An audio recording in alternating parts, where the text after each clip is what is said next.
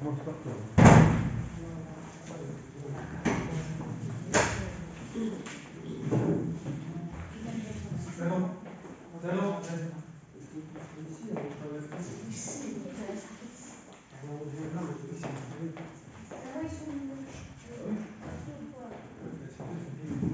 va commencer le couple à deux avec la petite lecture. On va commencer pour la lecture de Job, chapitre 38.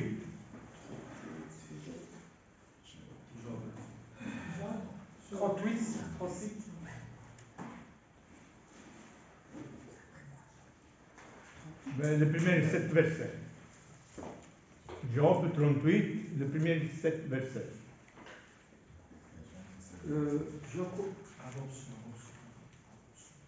C'est l'histoire que Dieu parle avec Job. Dis-moi en deux. Là, c'est Job, j'ai compris Job. Job, ok. Job, ouais. Job.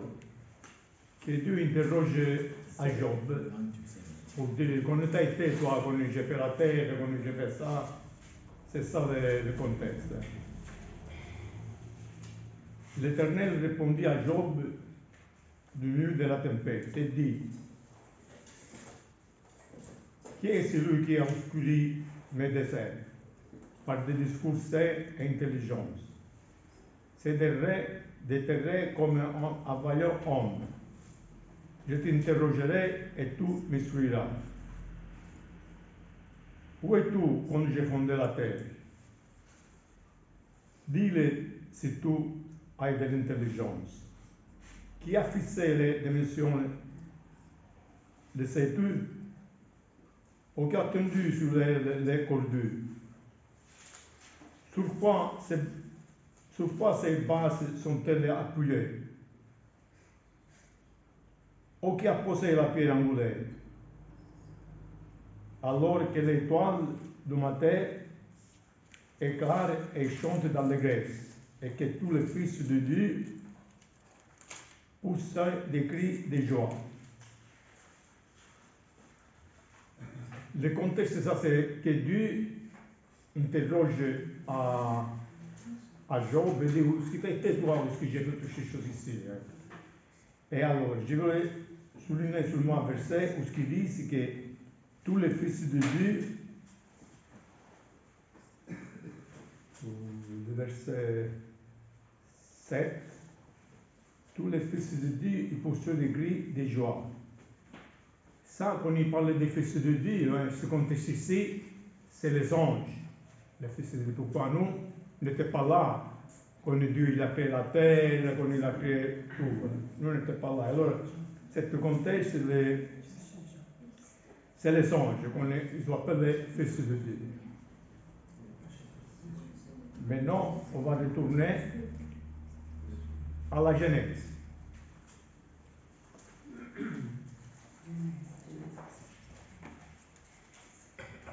Genèse, chapitre 6.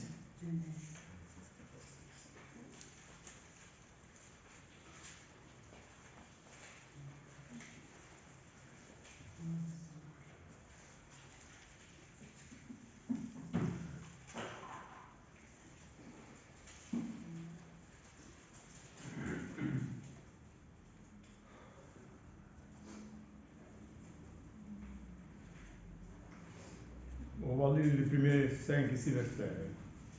Genèse, chapitre 6. Lorsque les hommes ont commencé à se multiplier sur la face de la terre, et que les fils, ils leur fournaient, les fils de Dieu, virent que les fils des hommes étaient belles, et ils les prirent pour femmes, parmi tous ceux qui choisiraient. Alors l'Éternel dit: Mon esprit ne restera pas toujours dans l'homme, car l'homme ce n'est que chair, et ses jours seront de 120 ans. Les géants étaient sur la terre à ce temps-là, après que les fils de Dieu furent venus vers les fils des hommes, et qu'ils leur ont donné des enfants. Ce sont des héros et fameux de l'Antiquité.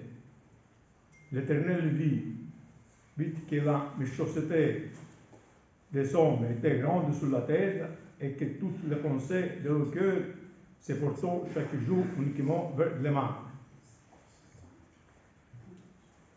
Celui-là qui sonnait, ça c'est aussi des anges, les fils de Dieu, qu'on a vu que les fils de l'homme c'était belle, ils l'ont pris comme femme. Ça c'est les anges que Dieu il a chassés auparavant. Et quand ils sont nés chez eux ici, c'était des géants qui sont nés et c'était des gens qui commandaient la terre. Je ne sais pas combien d'années à ce moment-là. Et vous vous rappelez le verset qu'on il dit, enfin nous, par exemple, Goliath c'est 3 mètres 30 Goliath. Et quand Josué envoyait les messagers pour aller voir une ville, après ils sont retournés et disent, nous on était confrontés à cette mission, on était des sauterelles. Ouais, des cavallettes, comme disent en italien, des sauterelles, ouais. C'est-à-dire c'était des grands hommes, c'est pas... Enfin, moi je pense que aujourd'hui, pas besoin de regarder ça. La même chose se fait dans la terre, c'est avec les guerres, tout ça, ça ne finit jamais. Et tout le mal, il est venu d'ici, de ça. Mais pourquoi? Parce qu'il y a des gens qui disent non, ça c'est pas les fils de Dieu, c'est un ici. On va voir le verset de Judas. Pourquoi Judas, il nous dit que c'est les anges.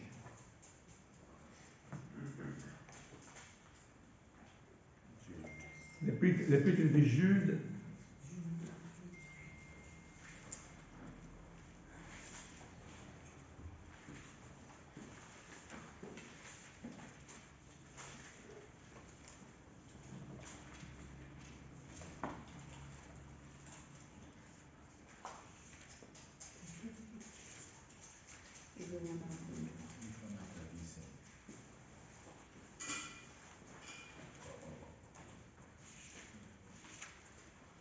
C'est le verset 6.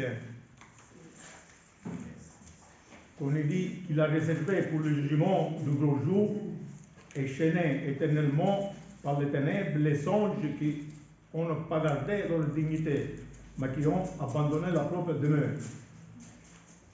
Et ça, c'est les anges qu'on a lu à la Genèse, c'est que les anges ils ont abandonné la première demeure, qu'ils sont descendus dans la terre. Peut-être c'est Dieu qui l'a chassé avec Satan. Ça, on ne peut pas le dire comment s'est passé ça exactement. Mais ça, c'était les anges qui n'ont pas gardé la propre dignité. Et Dieu il l'a mis en prison.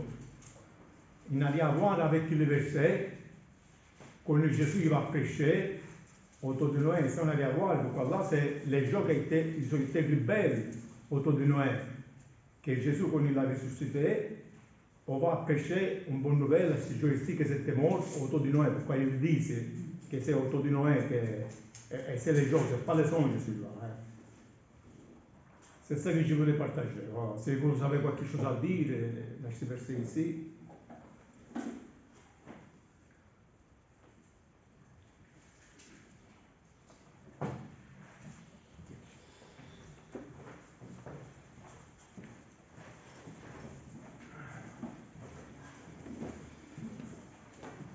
On va se lever et on va chanter le premier cantique, le 104. Je vais chanter un peu plus fort que d'habitude. Le 104.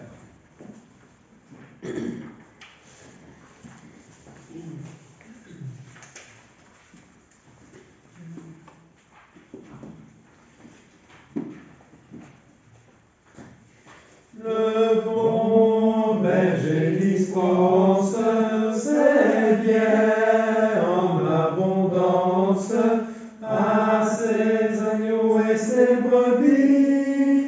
Il offre un paradis. Il offre un paradis. Dans un bel pâturage où pousse un bel herbage, il nous trouve une source d'eau, heureux et son troupeau, heureux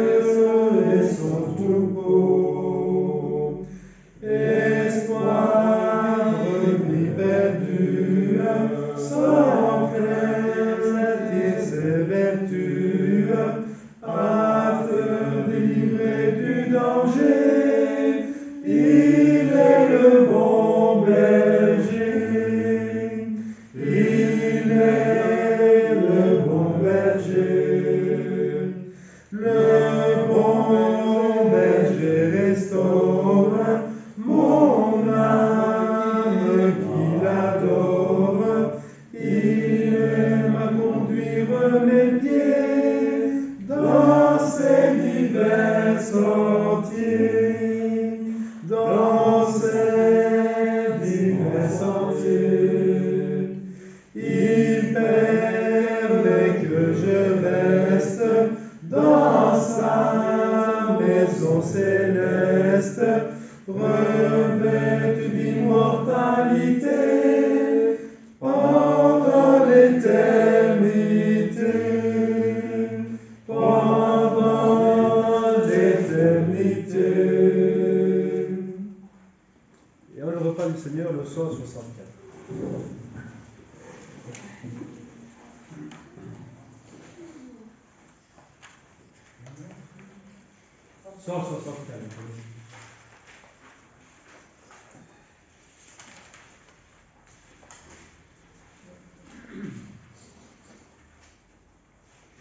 Homme de douleur se nomme Jésus, Fils de Dieu, de l'homme. Il est mort pour moi, pécheur. Hosanna, Christ est sauveur. Sur lui les indignes crachent, ses bourreaux cruels l'attachent. Il prie au pardonne-leur. Hosanna, Christ est sauveur. Crache à clouer moquerie, toi qui crois ou l'injurie. C'est pour toi cette douleur. Hosanna, Christ est sauveur. Ah mon Dieu, quel prix tu payes, dans ses mains, ses pieds, ses plaies, qui promettent mon bonheur. Hosanna, Christ est sauveur. Bafoué par cette horde, il n'est que miséricorde.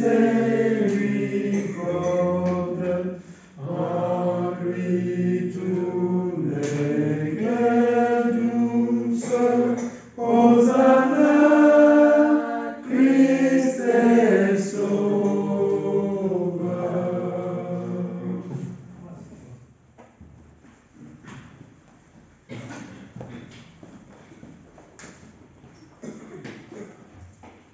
Pour le repas, je vous invite à prendre avec moi dans l'évangile de Jean.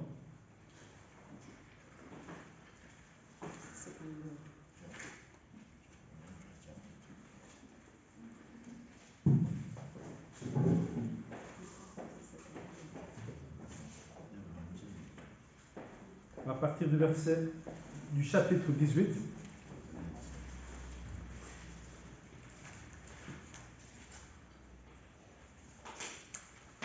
Verset 28.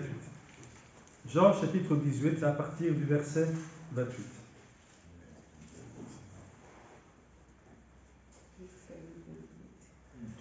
Ils conduisirent Jésus de chez Caïphe au prétoire, c'était le matin. Ils n'entrèrent point eux-mêmes dans le prétoire afin de ne pas se souiller et de pouvoir manger la Pâque. Pilate sortit donc pour aller avec eux et il dit: Quelle accusation portez-vous contre cet homme? Ils lui répondirent: Si ce n'était pas un malfaiteur, nous ne le t'aurions pas livré. Sur quoi Pilate leur dit: Prenez-le vous-même et jugez-le selon votre loi.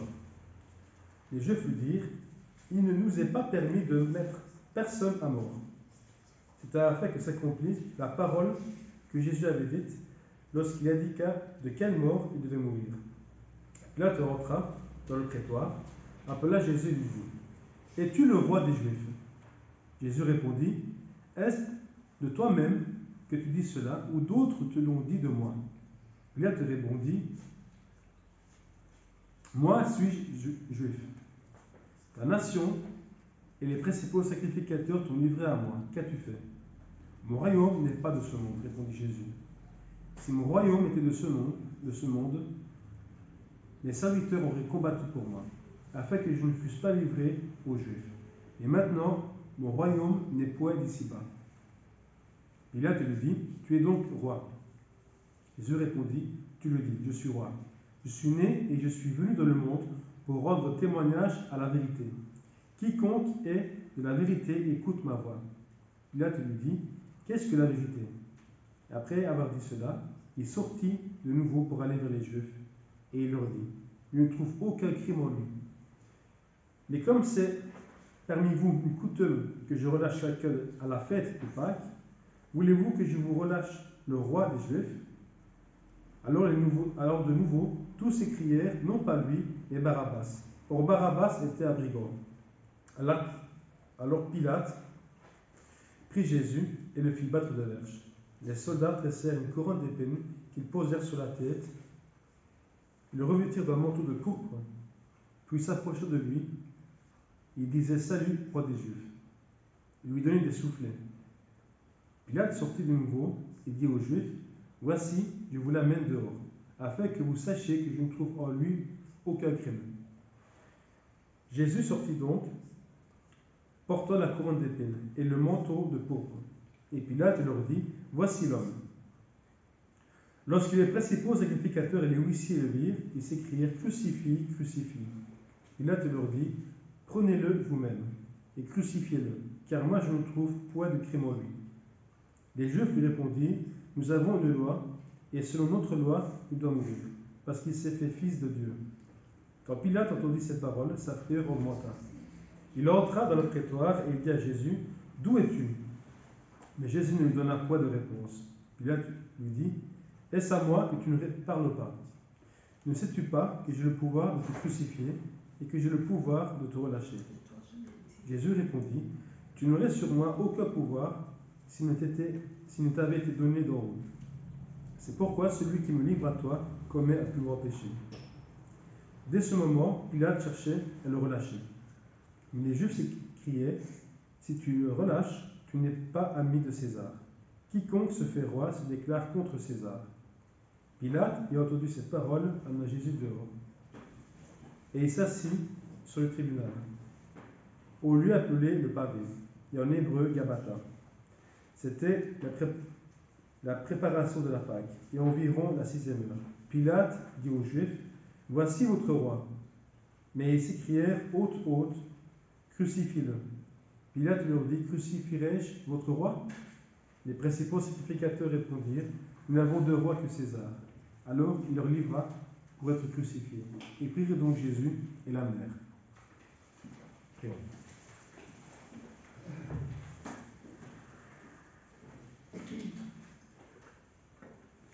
Père éternel, nous voulons, Seigneur, à travers cette lecture, Seigneur, et bien voir à quel point ton Fils, Père, a été rejeté de l'homme, par l'homme. Seigneur Tout-Puissant, nous sommes ici à travers ce repas, avant toute chose, Père, pour te rendre grâce pour ce repas ici, pour ce pain qui représente son corps, le corps de ton Fils Jésus-Christ, Seigneur, car c'est lui qui est mort à notre place. Il est mort pour nous également, Père. À travers ces lectures, Père, nous voyons, Père, malheureusement que lui qui était venu pour rendre témoignage à la vérité, mais les gens ont préféré autre chose, Père, que la vérité. Ils l'ont rejeté, Seigneur, lui qui était venu pour les sauver, lui qui était venu pour apporter un salut, Père, une porte vers un pardon, vers ton pardon, Seigneur, mais ils l'ont rejeté. Quoique quelques-uns ont cru, Seigneur, mais beaucoup l'ont rejeté. Ils l'ont battu, Seigneur, et ils l'ont même crucifié sur une croix, Père. C'est pour ça, Père, que nous voulons aujourd'hui, plus de 2000 ans plus tard, nous rappeler, Père, que les conséquences de nos actes est un fardeau, Père, et a été un grand fardeau, Seigneur, pour ton Fils Jésus-Christ. Que nous puissions nous rappeler à travers ce repas que ton Fils a souffert à cause de nos fautes, de nos péchés. Pardonne-nous, Père, si aujourd'hui encore nous sommes encore un peu comme ça, Père. Nous voulons à travers ce repas nous rappeler, Père, les conséquences de nos actes et ainsi mieux nous conduire, Père. Merci pour ce repas, pour le sacrifice de ton Fils, qui, sa mort, Père, eh bien, il s'est sacrifié pour nous, Père. Lui qui était juste est mort pour des injustes. Et c'est pour ça, Père, car tu nous as tant aimés, que tu envoies ton Fils Jésus-Christ. Merci, Seigneur, pour cette grâce, pour ton amour. Nous voulons te prier, Père, dans le nom précieux de ton Fils Jésus-Christ. Amen. Amen.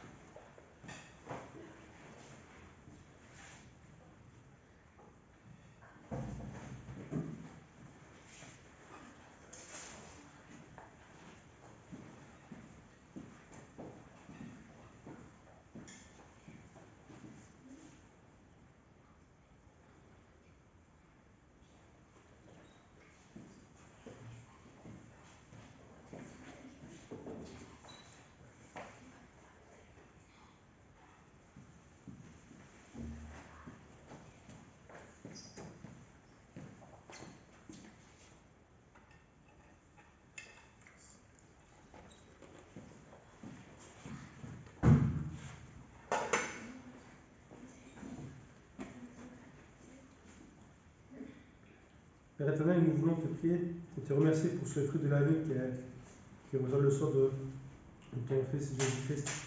Car ton Fils est mort pour nous tous, Père. Il a accepté en tout cas de souffrir. Il n'a pas été rebelle.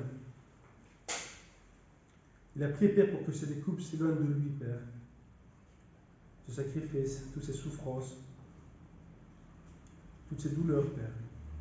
Mais tout cela a été fait selon ta volonté, Père. Car il fallait qu'il mourût, Père, pour que nous puissions par lui vivre. Et nous avons ainsi notre espérance en lui, Seigneur. Merci, Père, pour cette grâce que tu nous accordes. Merci pour ton amour, Père. Que nous puissions prendre ce repas avec discernement et que chaque jour qui passe, Père, nous puissions corriger nos mauvaises pensées, nos mauvaises actions, Seigneur. Que nous puissions prendre ce repas avec discernement et nous rappeler, Père, qu'un juste, un innocent est mort à cause de nos faiblesses, à cause de nos péchés, Père. Merci, Seigneur, pour cet amour, pour ce repas que nous prenons à la mémoire de ton Fils Jésus-Christ qui est mort pour chacun de nous. Et dans son nom précieux, Père, que nous voulons te prier et te remercier. Amen. Amen.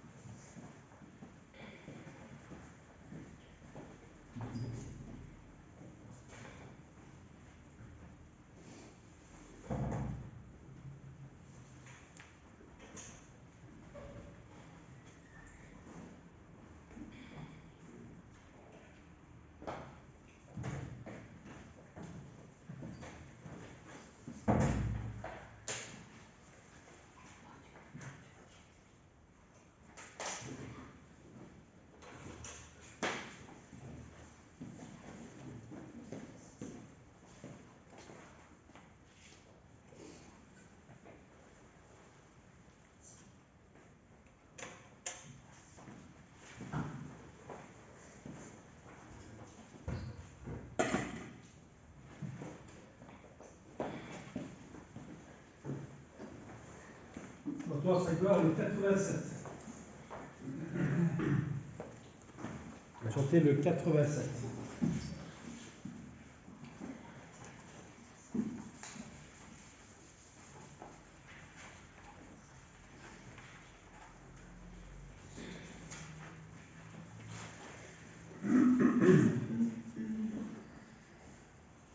Tout joyeux, bénissant le Seigneur, chantons et célébrons ses louanges, adorons avec foi le Sauveur, nous joignons aux célestes phalanges.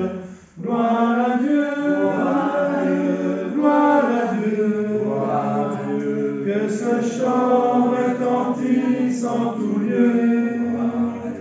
Gloire à Dieu, gloire à Dieu, gloire à Dieu, que ce chant retentisse en tout lieu. Dieu dans son incomparable amour, du ciel envoya son Fils unique, et la terre et les cieux dans ce jour s'unissent pour chanter ce cantique. Gloire à Dieu, gloire à Dieu, gloire à Dieu, gloire à Dieu, que ce chant retentisse en tout lieu. Gloire à Dieu, gloire à Dieu, gloire à Dieu, gloire à Dieu, que ce chant retentisse en tout lieu.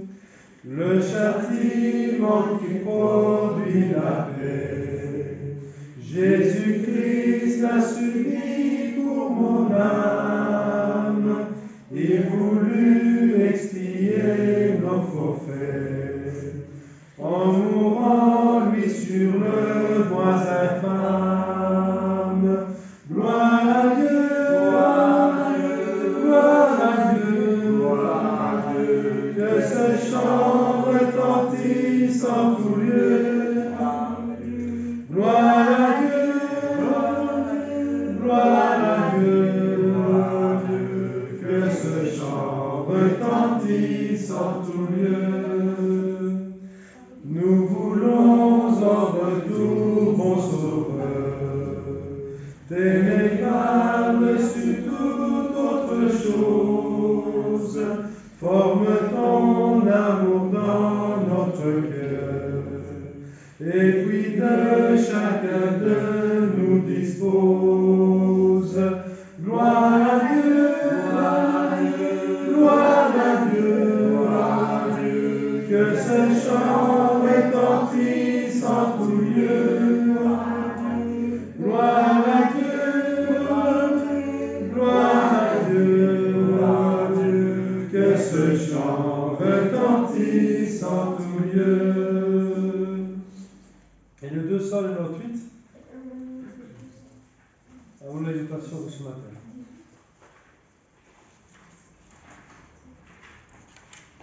Le 298.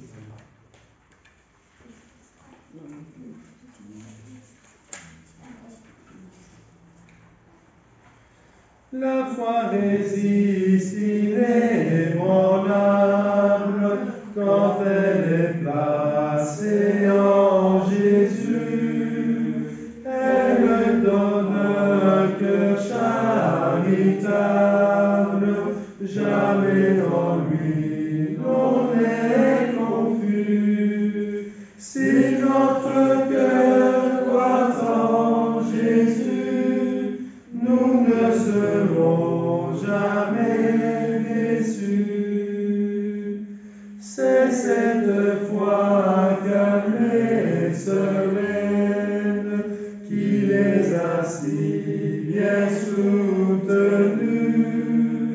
Tous les saints martyrs dans l'arène, au froid cachot les détenus. Si notre cœur croit en Jésus, nous ne serons jamais déçus.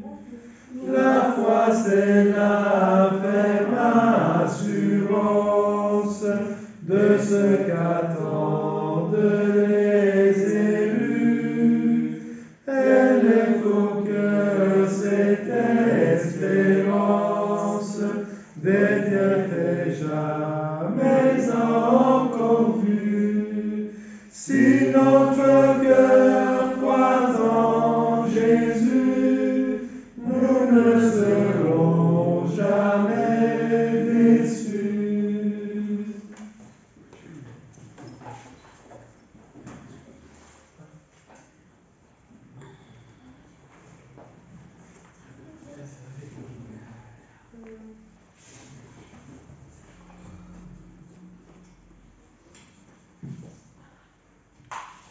Nous ne sommes pas très nombreux ce matin. Ce que je propose, c'est de continuer un chapitre, quelques versets de notre étude du dimanche matin en 1 Pierre. Et en même temps, s'il y a des réflexions, donc ce sera un mélange d'exhortation et d'étude. Voilà, on va profiter de ce peu. Nous ne sommes pas très nombreux. Et donc continuer en 1 Pierre. 1 Pierre au chapitre 2.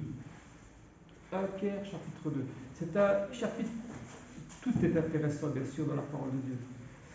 Mais c'est un chapitre spécial dans le sens, enfin un chapitre, une épître, où le but, comme on l'a dit, de Pierre, par rapport à ce qu'il voit autour de lui, et ces moments, cette période difficile de persécution et d'épreuves que subissent les chrétiens pour leur foi, donc s'adresse à ses frères d'Asie mineure pour vraiment les exhorter à rester fidèles. Alors on dira oui, mais ça ne concerne pas, on n'est pas persécuté. Soyez prudents parce que ce n'est pas nécessairement des persécutions avec des bateaux à la main. Hein. Ça peut être des épreuves que le malin envoie, connaissant chaque personne et les points faibles, comme ce lion rugissant qui cherche le moment idéal pour sauter sur sa proie. C'est l'image de l'épître aussi. Soyez prudents parce que le risque de faiblesse et de chute concerne chacun. J'espère que ça n'arrivera jamais, mais on voit, on a vu, même dans l'Église. Oui, Stéphane. Mais on a des versets que l'apôtre Paul dit, nous n'allons pas à combattre contre le ciel et le sang, mais avec l'esprit qu'on enlève. Voilà, ça c'est dangereux. Ça. Voilà. Hein? Et puis voilà, la foi de l'un n'est pas la foi de l'autre. Hein? Et je pense que même lorsque tout va bien, nous avons la responsabilité, et je pense que nous devrions avoir l'intelligence de nous fortifier. Hein? C'est l'image de cet édifice qui, lorsque la tempête vient, eh bien, il croule. Mais si la fondation est solide, hein, on construit l'immeuble lorsque tout va bien. On ne va pas construire l'immeuble lorsqu'il y a la grêle et la tempête. On profite de faire une bonne fondation, hein, une foi solide. Et lorsque les difficultés arrivent, sous quelque forme que ce soit, eh bien, il faut rester debout. Et le souci le tracas de Pierre ici était de rendre une foi plus solide et d'encourager ses frères et sœurs à rester debout, même dans les persécutions. Parce que l'enjeu est trop important. Et c'est pour ça que dans le chapitre 1, d'abord, il souligne l'enjeu. L'enjeu, c'est quoi? L'enjeu, c'est que les persécutions, elles sont là pour un temps. Les difficultés, elles sont là pour un temps, dit-il. Mais l'héritage que nous avons de Dieu est un héritage qui ne peut ni corrompre, ni souiller, ni flétrir, lequel vous est réservé dans les cieux. Et nous savons que c'est cette promesse de la vie éternelle auprès de Dieu, pour une paix éternelle et une joie éternelle. Il commence par dire ça. Il nous dit ça. Il nous dit ça. Donc, je ne sais pas quelles seront vos difficultés dans le futur ou vos difficultés aujourd'hui, mais restez fidèles. N'abandonnez pas. Et c'est pour ça qu'il dit soyez, c'est là ce qui fait votre joie. Quoique maintenant, puisqu'il le faut, vous soyez attristés pour un peu de temps par diverses épreuves. Vous soyez attristés pour un peu de temps. Déjà, c'est l'idée que c'est provisoire, c'est quelque chose d'un temps, par diverses épreuves. Et je dirais par diverses dans le sens, pas seulement par plusieurs, mais par des épreuves différentes. Et comme ça, on voit que ça concerne tout le monde. Hier, aujourd'hui et demain. Et ça, je résume un petit peu le premier chapitre, les points principaux de 1 Pierre chapitre 1. Et on a vu que l'accomplissement de cette promesse que Dieu a faite est accompli en Jésus-Christ. Et seulement en Jésus-Christ. Même les prophètes, dit-il au chapitre 1, versets 10 et 11, ils ont été inspirés par l'Esprit de Dieu. Ils ont reçu un certain éclairage par l'Esprit de Dieu. Mais ils n'étaient pas complètement informés de ce qui allait se passer. Et ils investiguaient. Investiguer, j'aime bien le mot parce que je l'ai utilisé jusqu'il y a un mois d'ici, lorsqu'on dépannait les ascenseurs. Je dépannais les ascenseurs et moi j'allais pour des pannes qui étaient répétitives et on m'envoyait là-bas. Et j'utilisais dans mon rapport, j'utilisais le mot investigation. Parce qu'il fallait chercher. Il y avait le problème qui était sérieux et j'ai investigué et ça m'a dirigé sur une certaine j'espère, résolution du problème. Une certaine vérité, pour reprendre l'image de la parole de Dieu. L'investigation, ça veut dire qu'il recherchait encore. Il n'avait pas la solution, toute la lumière totale de ce qu'il y a. Mais, dit-il, ce qu'ils recherchaient dans leur investigation, s'est accompli en Jésus-Christ. C'est Jésus-Christ qui était le point principal du plan de rédemption que Dieu a mis en œuvre depuis le commencement. Depuis qu'il a dit à Abraham, eh bien, je vais se... Vous savez, Abraham, je suis en train de lire le début de la Bible pour le moment. Parce qu'il me dit, ça c'est une petite remarque. Début d'année, je me suis dit, ça fait 40, 41, 42 ans que je suis ici, et peut-être il y a des chapitres, des versets que je n'ai jamais lus dans la parole de Dieu. En particulier dans l'Ancien Testament. Vous savez, quand il y a des généalogies, des noms et tout ça, à mon avis, il y a des trucs que je n'ai jamais lus dans la parole de Dieu, dans l'Ancien Testament. Parce que c'était lourd quand même Eh bien, j'ai décidé cette année de prendre à partir de Genèse, chapitre, comme Joseph l'a fait des dizaines de fois, lui, depuis Genèse chapitre 1, verset 1, de lire 3, 4 chapitres tous les jours. Et comme ça, je pourrais dire, dans un an peut-être, je suis certain que j'ai lu toute la Bible. C'est vrai qu'on ne va pas tout relire. Il y a des généalogies. Hein. On commence avec ce qui s'est passé à la création, et puis ici je suis avec Abraham, Sarah, hein, Isaac, Jacob, et puis il y a des généalogies, des noms qui sont déjà très difficiles à lire, il y en a des dizaines, mais il faut le faire, je pense. Et on pourra se dire, au moins, on est certain qu'on a lu une fois toute la parole de Dieu. Hein? Oui. Joseph, une fois, l'avait dit qu'il avait lu que chaque année, il relisait la Bible. Il lui fallait un an pour la relire. Et bien voilà. Et il a fait ça 40 fois. Et ben voilà. Voilà. Moi, quand j'aurais fait une fois, peut-être je l'ai fait, mais ce sera pic. Mais on pourra dire une fois, je pourrais dire peut-être dans un an, j'ai lu une fois complètement, totalement, sans passer un mot de la parole. Ça, c'est une remarque. C'était une remarque. Moi, je l'ai lu déjà. Oui. 3 fois, c'est certain. Ouais. Moi, je ne suis pas certain. Peut-être, mais je n'ai jamais pris la peine de lire le début. Mais il ne faut pas les donner tout à oublier. Oui, bien sûr. Les choses à oublier. Comme on a dit, la plus dure, c'est la généalogie. C'est dur. Voilà, c'est une petite. Encourageons-nous à le faire au moins une fois. Peut-être pour avoir la certitude de l'avoir fait une fois. Et donc, Pierre, avec sa sagesse, voilà, je dirais la sagesse, voilà, qu'il a, essaye d'encourager ses frères en disant réfléchissez bien avant de baisser les bras parce que. Et même donc nos pères qui ont été inspirés, les prophètes, etc., eh bien, visaient, recherchaient dans leur investigation, c'était où j'étais arrivé, ce personnage qui finalement, vous l'avez connu, c'est celui qui est venu sur la terre, qui a parlé, qui a fait des choses, des miracles, et qui vous a tué. Je parle, qui a été crucifié, on va dire. Qui a été crucifié, qui est mort pour nos péchés.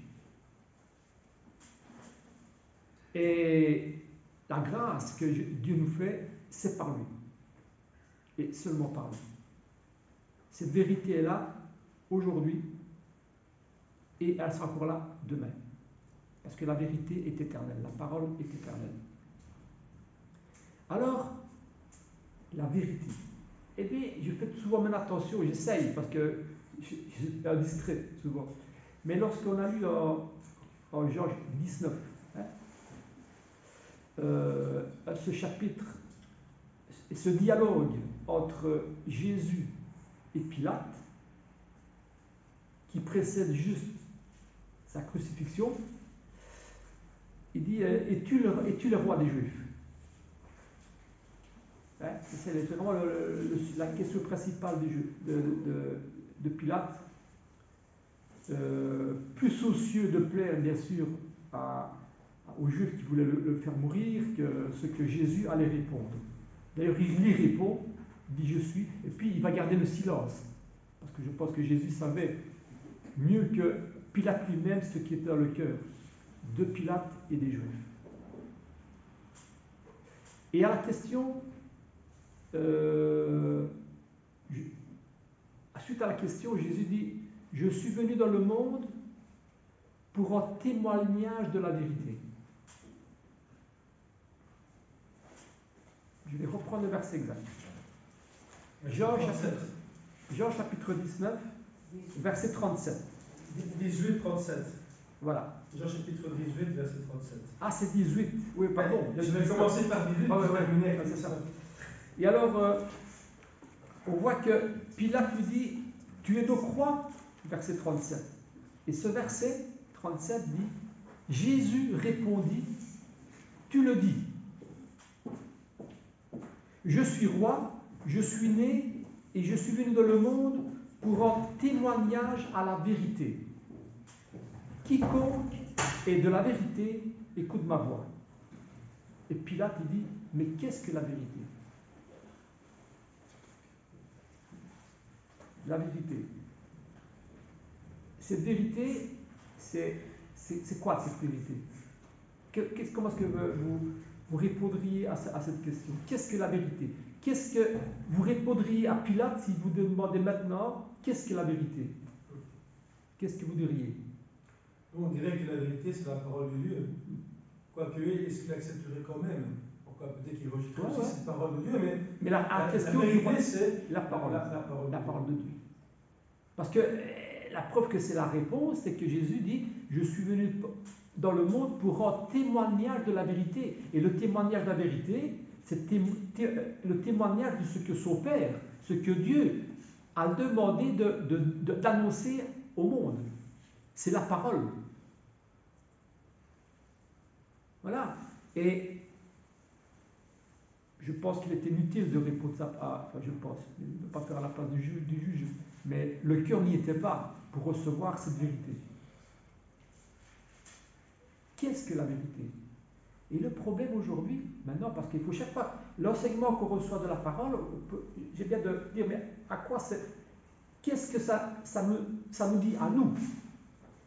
Eh bien, c'est la même chose. C'est que lorsque Jésus dit, je suis venu dans le monde pour un témoignage de la vérité, ça veut dire que les paroles que Jésus dit et ces actes qu'il a fait rendent témoignage de son Père. Et je ne peux pas dire, j'écoute Dieu, mais j'écoute pas Jésus-Christ. Ou j'écoute Jésus-Christ et je n'écoute pas Dieu. Ça, on l'a aussi bien, ça. Il est venu pour un témoignage de la vérité, de son Père. Les deux vont de pair. C'est ce qu'il y a de dire. Les deux vont de pair. On ne peut pas dissocier les deux. L'homme le fait parfois, hein, mais ce n'est pas la vérité. Alors. Ce n'est plus la vérité. Et aujourd'hui, c'est ça qu'il faut rechercher. Oui, Giovanni. Il y a un passage qui, dans le même évangile de Jean, mais au premier chapitre, là, Jean il dit, verset 17, il dit car la loi a été donnée par Moïse, la grâce et la vérité sont venues par Jésus-Christ. Personne n'a jamais vu Dieu, le Fils unique et le ciel du Père est celui qui nous l'a fait connaître. Donc la loi est venue par Moïse, mais la grâce et la vérité par Jésus-Christ. Ouais. Celui-ci qui est venu nous faire connaître son Père. De quoi découle la vérité. Jésus étant la parole de Dieu, est venu par sa parole nous faire connaître Dieu. Mais c'est ça la vérité. Ouais. Et aujourd'hui, alors, c'est là que je voulais un peu avancer avec ça, c'est qu'aujourd'hui, Pilate n'est plus là. Nous ne sommes pas dans ce contexte-là, mais lorsque on se trouve face à des personnes qui peut-être se posent la question, qu'est-ce que la vérité? C'est vrai qu'il y a une telle confusion qui fait qu'on pourrait se trouver face dans une discussion, dans un dialogue, où la question serait posée, qu'est-ce que la vérité? Eh bien, on pourrait reprendre exactement le raisonnement qui était là, en Jean chapitre 18. Jésus-Christ est venu pour un témoignage de la vérité. Exactement la même chose. Jésus-Christ est venu pour un témoignage de la vérité. Il est venu pour un témoignage de Dieu. Dieu a parlé et il a demandé à Jésus-Christ de rendre témoignage de cette vérité. Andrés, il y a un verset où l'apôtre Paul dit qu'auparavant, il y a les gens qui disent mais c'est des mystères, c'est tout ça. Auparavant, c'était des choses cachées, des mystères cachés, mais maintenant, en Jésus-Christ, il a révélé tout. Voilà. Qu'est-ce que la vérité? Et donc, on va revenir à 1 Pierre, pour illustrer, parce que c'est très important, hein, parce que cette vérité-là, si jamais elle était comprise et acceptée par tous les hommes, nous aurions une unité parfaite dans l'Église. Nous aurions une unité parfaite. Si chacun était d'accord pour dire, bon, pour avoir la vérité, je vais écouter ce que Dieu dit. Et Dieu dit que j'envoie mon Fils pour un témoignage de la vérité. Ben, on va écouter ce que Dieu dit par la bouche par son envoyé, par Jésus-Christ. Si on accepte que la parole de Dieu est vraie aussi, quelle est la parole que Dieu a fait connaître. Oui. André, Christ dit quelque chose, Jean 12. Jean 12. Verset 48.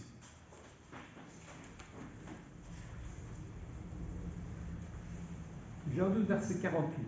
Oui, 12, 48. Giovanni, tu veux le lire? Celui qui me rejette et qui ne reçoit pas mes paroles à son juge. La parole que j'ai annoncée, c'est elle qui le jugera au dernier jour. Oui. Car je n'ai point parlé de moi-même, mais le Père qui m'a envoyé m'a prescrit lui-même ce que je dois dire et annoncer. Pour appuyer ce que... Voilà, la parole ne se contredit pas, bien sûr. Et ça appuie bien que Dieu, dit-il, m'a envoyé pour annoncer cette parole ou cette vérité. Hein? Donc, ça appuie ce qu'on a dit. Et cette vérité, elle est vraiment soulignée tout au long de la parole. Tout au long de c'est presque dire deux fois la même chose. Tout au fond de la parole, on appuie sur l'importance de la vérité. La vérité. Il y a le dernier verset de l'Apocalypse, l'avant-dernier. Hein? On l'a dit, tout le monde le connaît aussi, mais il dit, je vais lire deux passages que je vous dis. En Apocalypse, au verset, chapitre 22, le dernier chapitre, et au chapitre 18, il y a une mise en garde. Il dit, je le déclare à quiconque entend les paroles de la prophétie de ce livre. Si quelqu'un y ajoute quelque chose, Dieu le frappera des fléaux décrits dans ce livre. Et si quelqu'un retranche quelque chose de la parole du livre, de cette prophétie, Dieu retranchera sa part de l'arbre de la vie et de la vie sainte. Donc c'est deux versets avant la fin de la Bible. Deux versets. Comme si, je pense que ce n'est pas là par hasard, c'est un peu la conclusion, quoi. Voilà, je vous ai fait connaître la vérité, la parole.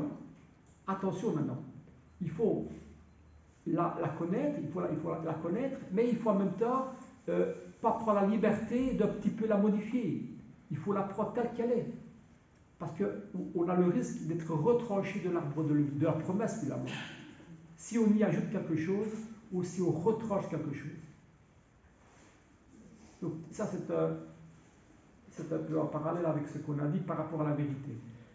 Elle est soulignée, encore une fois, tout au long de la parole de Dieu, et la preuve en est, c'est qu'il dit au verset 13 du chapitre 1, toujours de 1 Pierre, chapitre 1, c'est pourquoi, après avoir parlé de la vérité, de cette parole que Jésus est venu annoncer de la part de son Père, il dit, saignez les reins de votre entendement, et puis soyez sobres, tout ce qui constitue la sainteté du chrétien.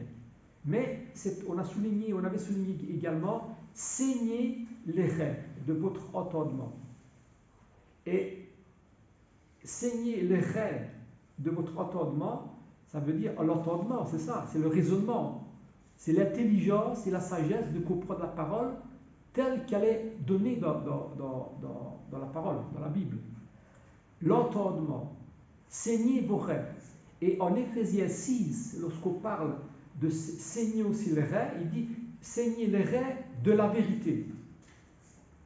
Donc via la vérité. Donc ça pour souligner que ne prenons pas le risque de retrancher un petit peu, de modifier ou d'ajouter, parce que le risque c'est de retrancher de l'arbre de vie tout simplement. Donc, on n'a pas cette puissance-là de dire bon, malgré tout, au reste. Non, l'arbre de vie, c'est pour ceux qui respectent la parole ou essayent de la respecter le mieux possible, avec l'aide de Dieu. C'est vrai que vous avez autrefois, verset 14, agi avec ignorance. Ça aussi, on l'a souligné beaucoup de fois dans les semaines précédentes. Vous avez agi par ignorance. Mais lorsque vous avez connu la vérité, eh bien, vous avez la responsabilité, alors, à partir de ce moment-là, de ne plus prendre de prétexte d'avoir été ignorant, mais d'accepter la vérité avec un cœur honnête et un cœur ouvert. Et puis, à la fin du chapitre 1, il dit, donc de 1 Pierre, chapitre 1, il y a ce beau verset, à partir du verset 22. Il dit, pour ceux qui ont accepté d'agir ainsi, pour ceux qui ont purifié leur âme en obéissant à la vérité par l'Esprit, c'est pour ça aussi que Dieu nous a donné son Esprit. C'est d'agir selon la vérité par l'Esprit qui nous a aidés, parce qu'il nous aide à comprendre avec discernement et intelligence la parole et à vivre la parole. Pour avoir un amour fraternel sincère, aimez-vous les uns les autres ardemment, de tout votre cœur, puisque vous avez été régénérés, non par une semence corruptible, mais par une semence incorruptible, par la parole vivante et permanente de Dieu. car toute chair est comme l'herbe, et toute sa gloire comme la fleur de l'herbe. L'herbe sèche et la fleur tombe, mais la parole du Seigneur demeure éternellement. Et cette parole est celle qui vous a été annoncée par l'Évangile. 3 fois ou 4 fois, il dit le mot parole ou Évangile.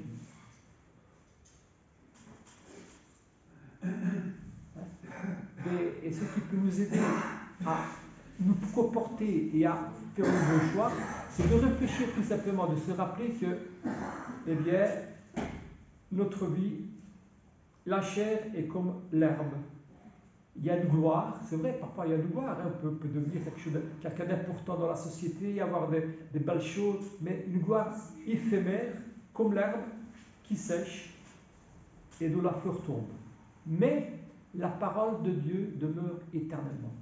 Et quand il dit la parole de Dieu, c'est que la promesse de Dieu demeure aussi éternellement. Parce que dans la parole, il y a la promesse de Dieu.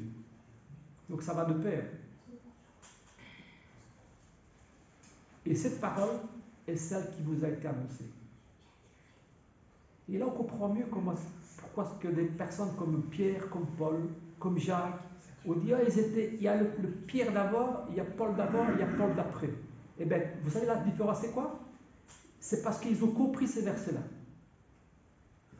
qu'il y a eu ce changement-là. Hein? Le Pierre qui a renié son maître, il n'avait pas compris ces paroles-là lorsqu'il a renié Jésus. Mais lorsqu'il a vu et compris que ce que Jésus avait annoncé était la vérité, parce que c'était l'Évangile, eh bien, ce n'était plus la même personne.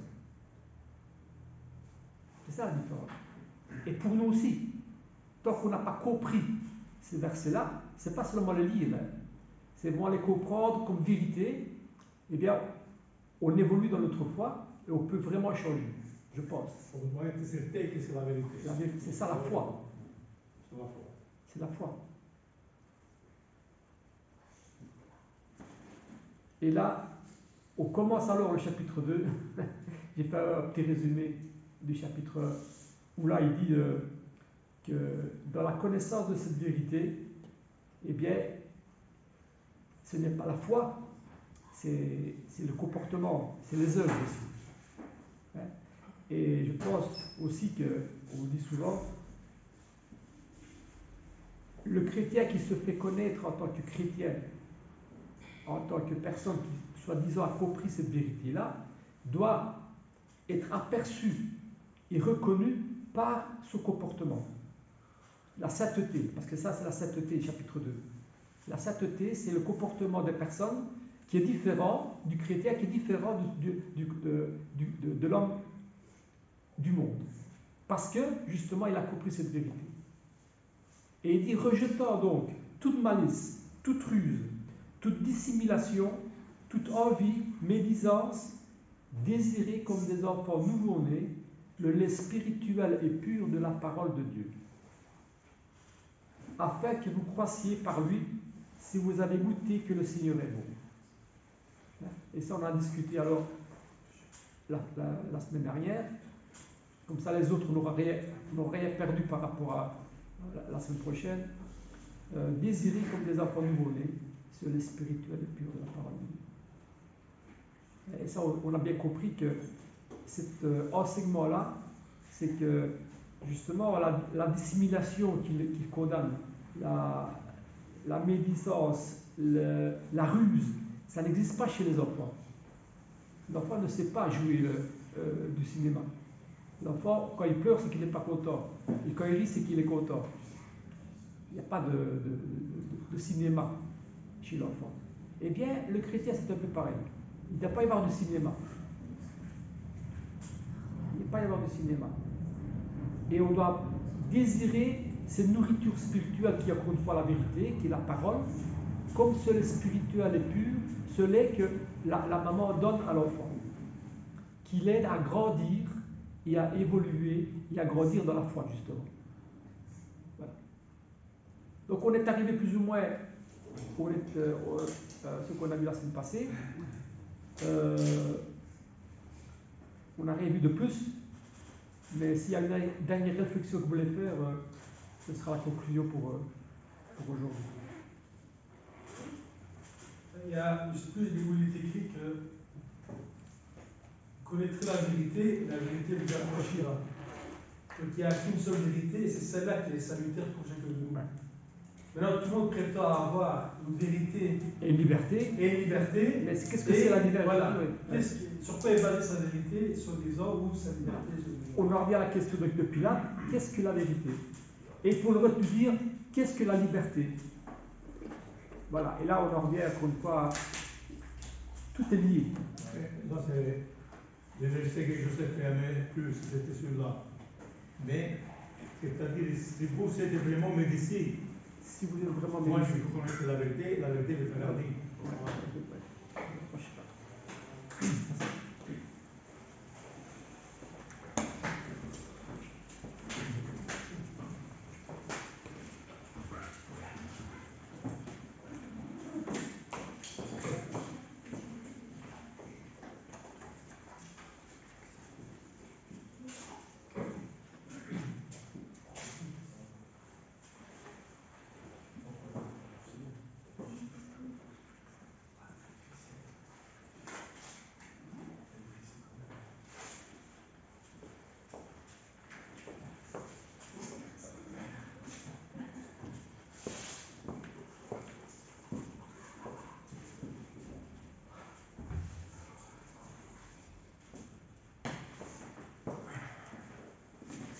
On va se lever pour ceux qui le peuvent. On va chanter le numéro 91.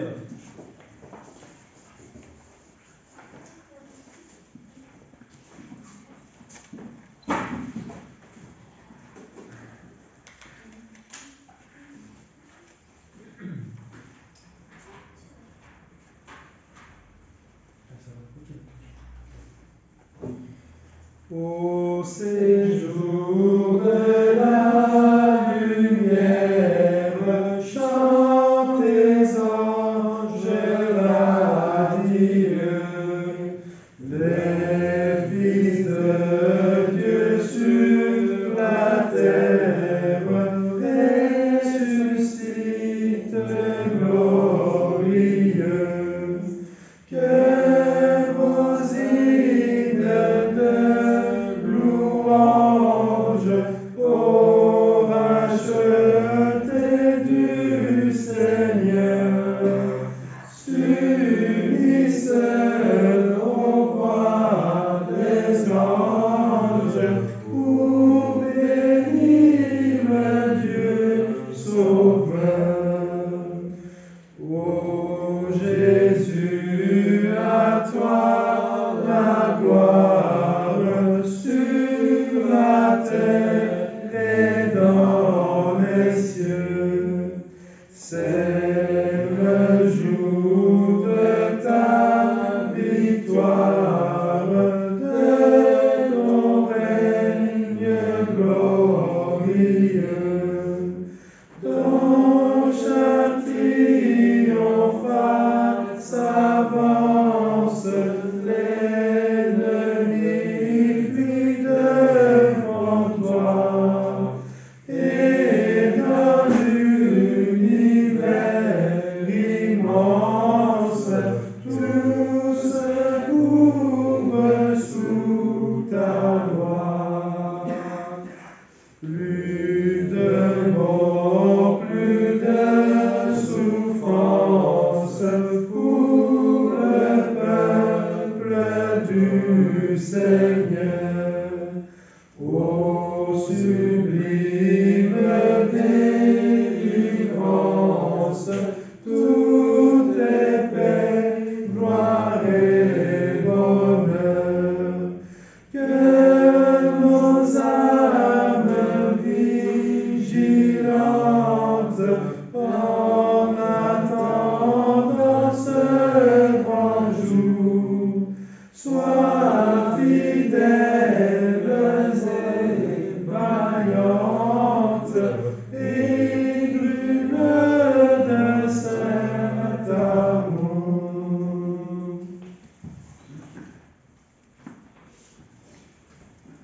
Père éternel céleste, nous voulons Père Tout-Puissant. puissions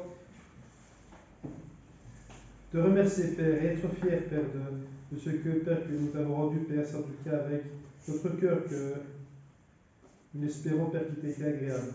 Nous voulons te prier et te remercier avant toute chose pour tous tes bienfaits. Te dire encore merci, Père, car ton Fils est mort pour chacun de nous. Tu as accepté, Père, car tu nous as tant aimés, malgré que nous soyons rebelles et méchants et vulgaires. Rebelles, Père. Malgré toutes ces choses-là, Père, tu as encore trouvé quelque chose de bon en nous, Père, au point d'envoyer ton Fils Jésus-Christ mourir. Lui qui était sans défaut, Père. Lui qui n'avait pas commis de fraude dans sa bouche. Lui qui n'avait pas à supporter toutes ces choses, Père. Mais tu l'as envoyé, Père. Il a accepté, Père, de mourir pour nous. Seigneur, à quel point tu nous as tant aimés, Seigneur. Pour cette raison, Père, que nous puissions également, Père, chaque jour que tu fais, toujours essayer de nous rapprocher de toi avec un cœur sincère, avec le zèle, Père, la force de pouvoir toujours changer, de pouvoir s'améliorer, Père, pour toujours essayer de marcher vers toi. Pardonne-nous, Père, des fois notre manque de sagesse, de patience, Seigneur, de nous à changer nos cœurs et nos pensées, Père, que nous puissions toujours essayer de voir notre priorité, Père, qui est ajustée, c'est au royaume, Seigneur. Et nous savons, Seigneur, que tu es toujours là pour nous accorder tes grâces, Père, comme tu le fais déjà, Père, chaque jour que tu fais. Merci encore pour tes bienfaits. Nous le remettons cette assemblée, Père, entre tes mains, avec leurs familles, avec ceux qui sont malades, découragés, toutes ces personnes, Seigneur, qui te recherchent encore aussi dans le monde, Père, toutes ces personnes que nous voulons prier, Père, aussi pour toutes ces personnes qui sont là, Père, qui passent par un moment difficile. Nous pensons aussi à ceux qui sont malades, Père. Que nous puissions tout remettre entre tes mains, Père, et que tout soit fait selon ta volonté, Père. Nous remettons encore cette semaine qui a commencé entre tes mains, que nous puissions, chaque jour que tu fais, essayer de nous rapprocher un peu plus de toi et de ta parole, que nous puissions imiter chaque jour que tu fais, Seigneur. Car c'est une force pour chacun de nous, Père. Il y a un encouragement pour notre cœur. Merci encore pour ton amour, Père, car tu nous as aimés le premier, Père. Nous voulons encore te prier et te remercier pour tout ce que tu fais pour chacun de nous. Dans le nom précieux de ton Fils Jésus-Christ, nous voulons te prier et te remercier. Amen. Amen.